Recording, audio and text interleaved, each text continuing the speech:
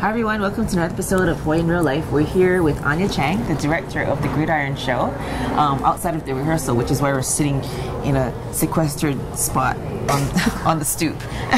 A back alcove. Yes.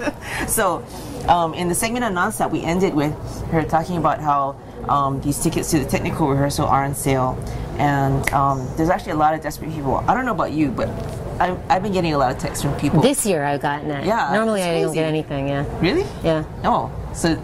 I don't know anybody who wants to come to stuff like this. Oh my God. Well, now I do. Like, now that, that's out and about, I got a lot of, especially when it's sold out, I got a lot of, like, what can you do for me? And I was like, I can't do anything for myself. I have nothing.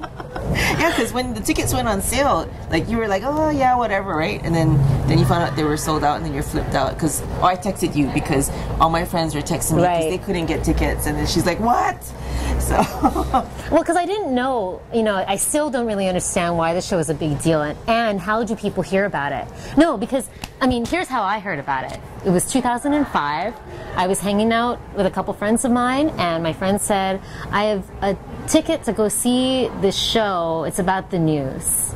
And I was like, all right. So I go to it was the preview show that year, and I had such a blast. I was so amazed by it. I mean, just everything. I didn't know any of these people. I knew Robbie from a family friend, but everybody else I was just like so starstruck, like Kilky Kerr and who else was, Dan Cook, and all these people that not necessarily that I grew up with, but I definitely grew up watching the news. So it's it's kind of a big deal, right?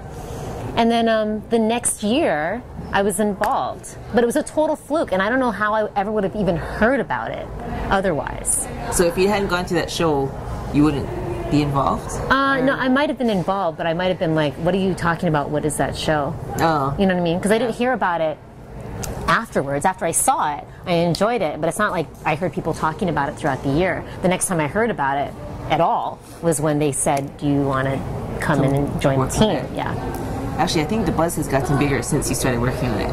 Well, there's something about the content has also changed. But it's hard for me to tell, because once I'm in this world, like, this is all we talk about. Right. Yeah. So you don't know anything else. Of course, once the show is done, like the day after the show is over, like they all go back to work and they all have like debriefs with all their friends and emails and all this stuff goes back, and I hear not a word. Really? Yeah. Once the show is over, don't you get feedback from me? Well, you're the only one. You're the only one. But you're in media. But what I mean is, like, I go out into my life, which is, teaching, dealing with kids, and nobody knows Gridiron over there. So it's just kind of, it's like another planet. Oh. It's true. Which is why I was so surprised this year when people from my actual personal life were inquiring about tickets. I was almost like, how do you know about this show? Oh, because Auntie Brenny is going to fly in for the show, right? And she never even... Family members who have never come suddenly want to come. And it's like my 7th year. Because people have heard the buzz. And it's gone to every other year. So it's kind of like, oh my God, it's a commodity, and we want to see more, and plus... I'm pretty sure a lot of it, the quality of the show and the buzz, is because of you. Because I know me and Kimberly talked about this, but we're pretty sure that people are nicer to us because we're related to you.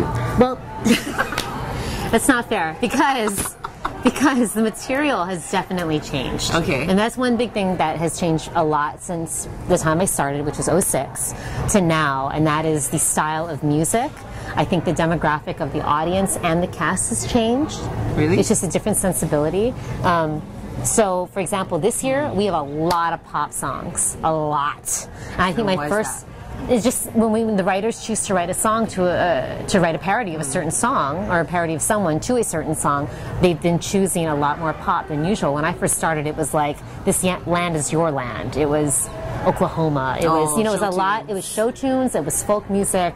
Some oldies. We used to do a lot of Beatles. I'm like done with the Beatles. But now, we have at least five major songs that were big on pop radio in the last 2 years, which is big for us. Yeah. Usually it's like one song and maybe a hip hop. But and this then year, the audience has changed because we get more young people coming into the show. Oh, okay. Through whatever, who are familiar with the pop more songs. Recent music, more modern music. Oh, okay. Yeah. So I think that has created a little bit more buzz rather than going to see politicians being made fun of by journalists to a Broadway song that's 60 years old. You know, it's more like getting to watch like YouTube parodies live. You know? That's true. That's kind of what it is. Plus, they get to dress up in these outrageous costumes, which I think get kind of more outrageous. Well, that's not true. It depends on the subject matter. Yeah. I actually have to say that I think my first year was the most elaborate because they did a lot of stories that year about the Alawai. In the sewage was that in 05 or 06? I don't remember what year that was, but I remember all these people dressed up as poop and like syringes and seaweed. Like it was really elaborate. And now it's like wear a campaign shirt and a pair of shorts. You know what I mean? It's stuff that you can get in your closet. But we haven't required that much construction this year, and we're also recycling. Very good. In the interest of keeping costs down, you know, we're bringing back old favorites. I won't say what. But you just have to come see the show, which is sold out. Except for the technical Wednesday. rehearsal, which you have to stand in line for, and you can't stand in line any earlier than 6 o'clock, or else you get kicked off property at Diamond Head Theater or arrested. That's what I'm projecting that's what's going to happen. I can't say for sure that people are going to get. I don't know what's going to happen. Why don't you just raise the price? Because it's. They have been actually. I think it's risen like $10 total since I started. But they also want to keep it, and actually Kilky has said this. They want to keep it in a price range where it helps to raise money to meet the demand, but also so that Grandma, who's been coming for 20 years, back when it was not at Diamond Head Theater, back when it was 7 people, she's been coming all this time. She's not priced out of the show. She can still come and enjoy it. I guess couldn't you tier the pricing so that people closer to the stage are going to? Well, that's a much more complicated issue. I think it's better for the theater, better for the show if they just do one blanket price for all the regular performances. The way they do the tiering is when they have the preview performance, which is $35 a ticket, and then now we have our dress check, which is $20. So it's like if you're too poor or cheap, you got to come earlier in the process when the show is less polished than it might otherwise be. My friends aren't poor or cheap, but they're like, it's grossly underpriced. They would pay more. Oh no, they would pay more. But what I'm saying is, if you couldn't pay more, if you couldn't pay the $65 or $70 with Ticketmaster or whatever the charges are, if you couldn't do that, your option is to come earlier in the week. I guess. Yeah. So we've got 2 minutes left. I just wanted to ask a little bit about the cast, how they've changed over the years. There's a lot more babies now. Kids that come to rehearsal. My favorite example is Mahealani Richardson's son, who did not exist when I met her in the show. Oh, yeah. And then the next year she came in and she was pregnant in the show.